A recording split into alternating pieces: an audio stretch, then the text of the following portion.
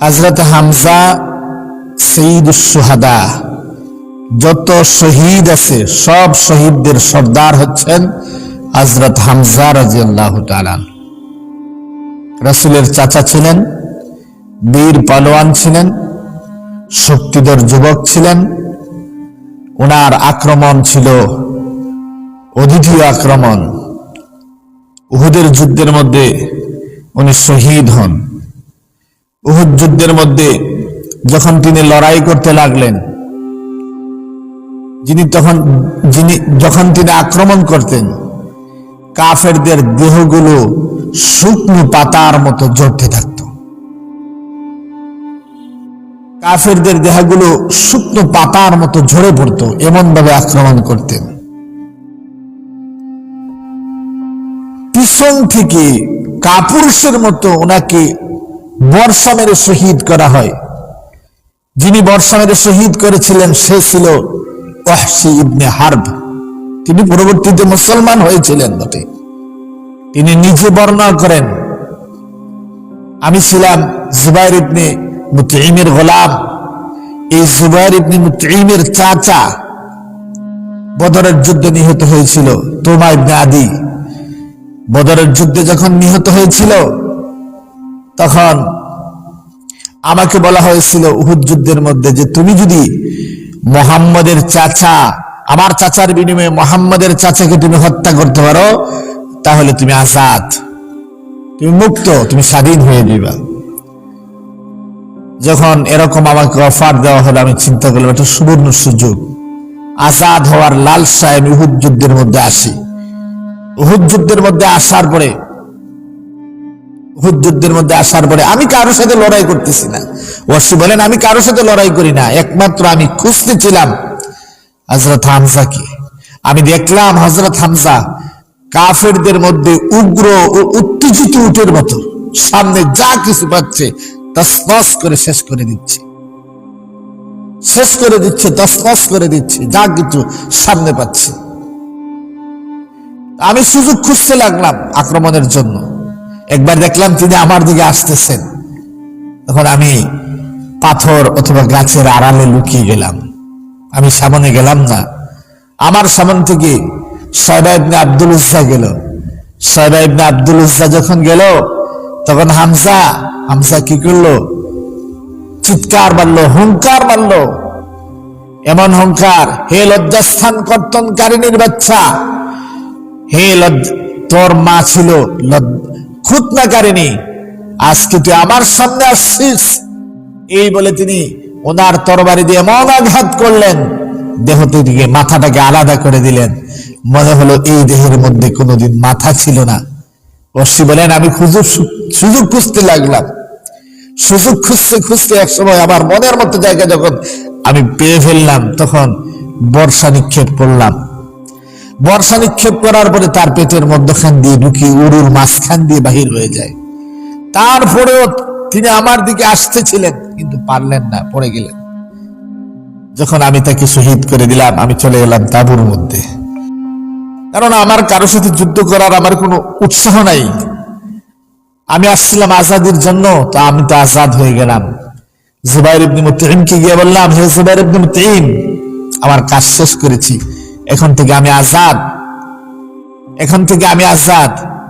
হিন্দা বলে, তাহলে ঠিক আছে, আমাদেরকে নিয়ে দেখাও তো হামজার লাশটা। হামজার লাশের কাছে নিয়ে গেলেন। হিন্দা বললেন, তার মুসলা করো, তার হাত কাটো, নাক কাটো, কান কাটো, চক্ষু বাহির করা হলো। এমনকি রাওয়ায়াতের মধ্যে আসছে কুখ্যাত হিন্দা সৈয়দুস শুহাদা হযরত হামজা রাদিয়াল্লাহু তাআলা সিনা ফেরে, সিনাকে দুই টুকরা করে কলিজা বাহির করে পর্যন্ত চিবিয়েছিল। ইতিহাসের মধ্যে এত ন্যাক্কারজনক ভাবে কাউকে ভাবে হত্যা করা হয়নি। রাসূলের চাচা সৈয়দুস শুহাদা হযরত হামজাকে এভাবে হত্যা করা হয়েছে। যুদ্ধের শেষে যখন রাসূল আপন চাচার এরকম অবস্থা দেখলেন, দেখার পরে তিনি ধৈর্য ধারণ করতে পারলেন না। রাসূল কুকরি কাঁদতেছিলেন। মদিনার মধ্যে খবর চলে গেল, ওনার ফুপি সুফিয়া রাদিয়াল্লাহু তাআলা আসতেছে। রাসূলের চাচা, এই চাচা মদিনার মক্কার মধ্যে রাসূলকে সব ধরনের সুরক্ষা দিত। উমরের 3 কি 4 দিন আগে মুসলমান হয়েছিলেন তিনি। এই হামজা রাদিয়াল্লাহু তাআলা উমর রাদিয়াল্লাহু তাআলা 3-4 দিন আগে যখন মুসলমান হন, একদিন রাসূল সাল্লাল্লাহু আলাইহি সাল্লাম কাবার সাল্লাল্লাহু আলাইহি সাল্লাম আপনার সাফা পাহাড়ের প্রান্তরে রাসূল সাল্লাল্লাহু আলাইহি সাল্লাম একা অবস্থায় আছেন। এমন তো অবস্থায় আবু জেহেল পাইল। আবু জেহেল পাওয়ার পরে আবু জেহেল এমন অকথ্য ভাষায় গালিগুলো শুরু করে দিল, এমন ভাবে গালিগুলো শুরু করে দিল অকথ্য ভাষায়। রাসূল কোনো জবাব দিচ্ছেন না, নিথর নীরব ভাবে তিনি রইলেন। যখন নিথর নীরব ভাবে আছেন, তখন এত দুঃসাহস করলো আবু জেহেল, রাসূলের মাথার মধ্যে পাথর দ্বারা আঘাত করলো, রাসূলকে রক্তাক্ত করে দিল। আব্দুল্লাহ ইবনে জুদানের বাদীর বাড়ি ছিল ওখানে বসবাস করত। সে সমস্ত ঘটনা দেখলো। আবু জেহেল চলে গেল মজলিসের মধ্যে। কিছুক্ষণ পরে সাইয়্যিদুশ শুহাদা হযরত হামজা রাদিয়াল্লাহু তাআলা আনহু তিনি আসতেছেন। ওনার হাতে ছিল তীর আর ধনুক, শিকার থেকে আসতেছেন। আব্দুল্লাহ ইবনে জুদানের বাদী বলতেছে, হে হামজা, তুমি কি জানো তোমার ভাতিজাকে কেমন নির্যাতন করা হয়েছে? তখন হামজা রাদিয়াল্লাহু তাআলা বলেন, না, তোমার ভাতিজাকে আবু জেহেল এমন ভাবে গালিগালাজ করেছে, অকথ্য ভাষায়, অসভ্য ভাষায় গালিগালাজ করেছে। শুধু তাই নয়, রাসূল তোমার ভাতিজা মুহাম্মাদের মাথার মধ্যে আঘাত করে রক্তাক্ত করে দিয়েছে। তোমার ভাতিজা মুহাম্মাদের শরীরের মধ্যে রক্তাক্ত করে দিয়েছে। এই কথা শোনার পরে সাইয়্যিদুশ শুহাদা হযরত হামজা রাদিয়াল্লাহু তাআলা পায়ের রক্ত মাথায় উঠে গেলেন।